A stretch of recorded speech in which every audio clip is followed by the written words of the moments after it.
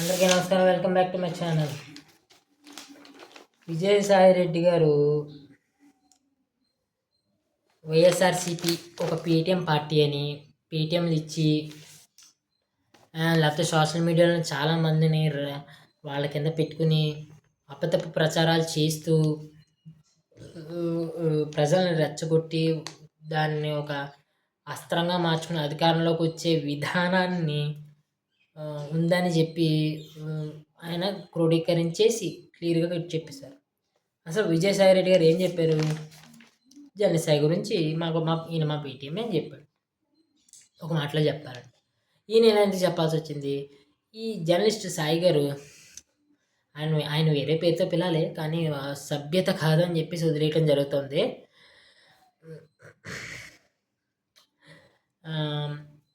ఆయనంట ఈ విజయసాయి రెడ్డి ఏ పార్టీలోకి దూరడు, సొంత కొంపటి చంద్రబాబు నాయుడు గారి ద్వారా పెట్టుకుని 3 సంవత్సరాల్లో ఎంతో కొంత ఎదిగి మళ్ళీ జగన్కి ఎంతో కొంత చిల్లెట్టే అవకాశం చేస్తాడు అని ఆయన చెప్పాడట. దాన్ని కౌంటర్ చేయడానికి ఈయన బయట పెట్టేశాడు.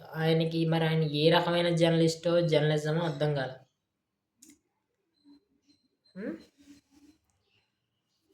ఈ జడా శ్రవణ్ పెట్టాడు ఎంపీ కూడా, ఇప్పుడు దక్క నాకు తెలియదు. ఐఏఎస్ విజయ్ కుమార్ ఆయన గారు అవరక్షణ చేస్తున్నారు. ఆయన పెట్టాడు. ఇప్పుడు దాకా ఎంపీ కూడా తెలియదు. పవన్ కళ్యాణ్ మీద పడడం తప్ప. ఇప్పుడు ఈయన కూడా పడితే ఏంటి, ఒక నెగిటివ్ ప్రచారానికి ఉపయోగపడుతున్నట్టే ఉంటుంది. ఈయన ఓట్లు చీల్చేసేసి పోనీ బాబు 2019లో జనసేన చీల్చడన్ని సీట్లు కూడా శాతం కూడా చీల్చలేడు. అలాంటి వాడికి నువ్వు ఈ ఆపాదన పెడితే ప్రజలు నమ్మేస్తారనుకోవటం ఇలా మరిన్ని పొరపాటు. ఇలా ఉంటుంది ఈ జర్నలిస్ట్ సాయి ప్రచార యావ. ఈయనకు ఒక మంచి గుణం ఉంది. ఏంటంటే బీజేపీని మోడీని ఈయనివ్వడం, భారతదేశం మీద ఈయనివ్వడం. అమెరికాను తురుమాడెత్తాడు, ట్రంప్ని తురుమాడెత్తాడు. మన ఆయుధ సామాగ్రి గురించి, లేకపోతే మన భారతదేశ డెవలప్మెంట్ల గురించి లేకపోతే హిందూయిజం గురించి చాలా బాగా వీడియో చేస్తారు. అదొక ప్లస్ పాయింట్ పక్కన పెడితే, ఈయనకి రాష్ట్రం వరకు చూసుకుంటే ఈయనకి ముందు ప్రాణం పోసింది జనసేన. 2019లోనే జనసేనను బాగా లేపితే మనకేదో అంటే పట్టుద్ది, టీడీపీ పక్కకు పోద్ది అంటే ఈయనకి టీడీపీ అంటే కొంచెం కచ్చి. మరి ఆ కచ్చి అంటే ఎవరికి తెలియదు. లేపితే తర్వాత ఈయనకున్న ఇంకొక లక్షణం ఏంటి చెప్పిన, ఇప్పుడు టీడీపీ ప్రభుత్వమే అధికారంలో ఉందనుకోండి. టీడీపీ ప్రభుత్వం గురించి ఇప్పుడు మీరు వీడియోలు చూస్తే అమ్మో తప్పట్లు కొట్టేయచ్చు. ప్రభుత్వం గురించి అన్ని మంచి చెప్తాడు. ఇప్పుడు 28 తర్వాత చూడండి మీరు, 2028 తర్వాత అబ్బో ఇంకా మొదలు పెడతాడు నెగిటివ్ బ్యాటింగ్ మొదలుపెట్టి జగన్ని. అదే మీకు ఇంకా క్లియర్గా ఒక హింట్ ఇవ్వాలంటే, జగన్మోహన్ రెడ్డి గారి పాదయాత్ర మొదలుపెట్టిన తర్వాత ఈయన గారి స్వరూపం బయటపడుతుంది. 2014లోనే అదే చేసే ప్రయత్నం చేశాడు, 2019లోనే అదే ప్రయత్నం చేశాడు, 2024లోనే అదే ప్రయత్నం చేశాడు. కానీ ఎక్కడ దొరకపోయేసరికి పక్కకు పోయింది. 2024 ఎత్తులు సాగల. ఇంకా నాకు ఏం సంబంధం లేదంటూ వీడియోలు చేస్తారు. వీడియోలు చేసినప్పుడు నాకు ఒకటి సజ్జల తనయుడైన Sajjala Bhargav Reddy social media convenor అప్పట్లో. ఆయన గారితో ఫోటో బయటకి ఎందుకు లీక్ అయ్యింది? Point number 1. పాయింట్ నెంబర్ 2, ఒకవేళ అది ఆర్టిఫిషియల్ ఇంటెలిజెన్సు లేకపోతే అప్పుడు లేదనుకుంటే డీప్ ఫేక్ తొక్క తోలు భూషణం అనుకుంటే ఆంధ్రప్రదేశ్ హైకోర్టులో కేసు ఎందుకు వేయలేదు? లేకపోతే సుప్రీంకోర్టు వరకు ఎందుకు వెళ్ళలేదు? మనకి తెలియని పక్షం. ఇంకా మీకు గట్టిగా కావాలంటే మీకు ఒక ఎగ్జాంపుల్ చెప్తాను. మీరు ఆయన పోల్స్ పెడతా ఉంటాడు, అదే పబ్లిక్ పోల్స్ పెడతా ఉంటాడు, పబ్లిక్ ఒపీనియన్ పోల్స్. అందులో భాగంగానే జగన్ పవర్లో ఉన్నప్పుడు ఇండస్ట్రీస్ రాలేదు, ఉన్నవి పోయి అన్న పవన్ కళ్యాణ్ చంద్రబాబు నాయుడు మాటల మీద మీ అభిప్రాయం ఏంటంటే, ఇక్కడ రిజల్ట్ ఎలా ఉంటుందో తెలుసా? అది నమ్ముతున్నామని 39% ఉంటుంది, నమ్మడం లేదు అనేది 59% ఉంటుంది. 59% ఆయన గారి దగ్గర ఎందుకుంది అనుకుంటున్నారు? ఈ వైఎస్ఆర్సీపీ పార్టీ అంటే ఈ ఈ ఈ అసలు రాజకీయాలే తెలియని కొంతమంది వాళ్ళు ఉంటారు కదా! ఈ 16 నుంచి 18 నుంచి వీళ్ళందరూ కలిపి ఈయన్ని బాగా మండలంలో కూర్చోబెట్టి ఈయనకి ఇలాంటి రిజల్ట్స్ ఇస్తూ ఉంటాడు అన్నమాట. ఈయన చేసే పరిస్థితులు అది. అందుకే జర్నలిస్ట్ సాయే కాదు, నేను యూట్యూబ్లోనే ఏమో స్ట్రైకులు పడతాయేమో అని ఎదొగ్గాలి ఎందుకని చెప్పేసి ఆ మొహాల మీద పోస్టర్లో పెట్టా.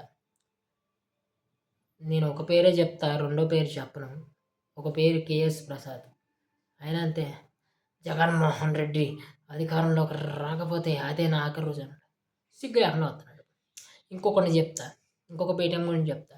రీసెంట్గానే ఈ పట్టాదారుల పుస్తకం గురించి జగన్మోహన్ రెడ్డి మాట్లాడుతూ ఇవన్నీ అయిపోయిన తర్వాత 20 రూపాయల కాగితం మీద జగన్ జగన్ గారు జగన్ చిత్రం చూసారా, గాంధీ బొమ్మ ఉంటే ఈ డబ్బులన్నీ గాంధీ అయిపోతాయా? అలాగా దాని మీద ఫోటో గుద్దితే ఫోటో జగన్మోహన్ రెడ్డిది అయిపోద్ది ఆ ప్రాపర్టీస్ అని పిచ్చ విటందవాడనమాట. జగన్మోహన్ రెడ్డి గురించి కొంచెం పక్కన పెడితే, మహాత్మా గాంధీ గారు ఉప్పు సత్యాగ్రహం చేశారు, క్విట్ ఇండియా మూమెంట్ చేశారు. ఇలా ఎన్నో మూమెంట్స్ చేసి అందరినీ అహింసో పరమో ధర్మ అన్న పాయింట్లో తీసుకొచ్చి ఆయన కూడా స్వతంత్రం రావడానికి ఒక కారణం అయ్యాడు. మరి మన జగన్మోహన్ రెడ్డి గారు ఫస్ట్ కాంగ్రెస్లోనే నాన్నగారు చనిపోయిన తర్వాత ఇప్పుడు ఆ చరిత్ర చెప్తే అయిపోతుంది. నాకు సీఎం పదవి కావాలంటే అక్కడి నుంచి అక్కడ కుదరకపోయేసరికి వీళ్ళు ఆ పార్టీని చీల్చి ఆ ఓటర్లను చీల్చి ఎవడో పెట్టిన పార్టీని లాక్కొని పెట్టి పోనీ 2019 2024 పీకింది ఏమైనా ఉన్నామంటే ఆ బటన్లో బొక్కలో ఇండస్ట్రీస్ ఏవీ లేవు. అమరావతిని మెరుగుపరచలేదు, పోలవరం కట్టలేదు, పోలవరం రివర్సింగ్ టెండరింగ్ అని చిల్లు. ఇన్ని చేసిన వాటికి అంటే రాష్ట్రాన్ని గమనంలోకి పంపించిన వ్యక్తి యొక్క ఫోటోలు వారి యొక్క సొంత ప్రాపర్టీస్ మీద ఎందుకు ఉండాలి? ఇలా లాజిక్లు అలాగే పెడతాయి అన్నమాట. ఇలా చాలామంది పేటీఎం పప్పీస్ ఉంటారు, వాళ్ళ మాటల్లోనే తెలిసిపోద్ది. ఒకసారి పరీక్షించండి వాడు ఏ స్టాండ్ తీసుకుంటున్నాడు. ఇప్పుడు వరకు నేను దాదాపుగా 170 వీడియోలు చేశాను. నా స్టాండ్ ఏంటో అందరికీ తెలిసిందే. అందుకే నాకు సబ్స్క్రైబర్స్ పెరుగుతూ ఉంటారు. స్లోగా ఉందో స్పీడ్గా ఉందో తర్వాత చూద్దాం, అది నా పొరపాటు, అది పక్కన పెడితే. అలాగా మీరు కంటెంట్ని చూడండి. మీరు కూటమిని సపోర్ట్ చేసిన వ్యక్తి అయ్యుండి, లేకపోతే కూటమికి ఓటేసిన వ్యక్తి అయ్యుండి ఒకడు ఒక గొట్టం వచ్చి వ్యతిరేకంగా కూటమి చెప్తున్నాడంటే దాన్ని బేరీజ్ వేసుకొని యువతగానే చెప్తున్నాను. ఇదంతా 40-45 ఉన్నవాళ్ళు చేయాల్సిన పని. 20 నుంచి 45 మధ్యలో చూసిన వీడియోలు బేరీజ్ వేసుకుని మీ పెద్దలకి, వృద్ధాప్యంలో ఉన్న వాళ్ళకి, వీళ్ళందరికీ ఎక్స్ప్లెయిన్ చేయండి. ఇలా గుట్టు రట్టు చేయండి.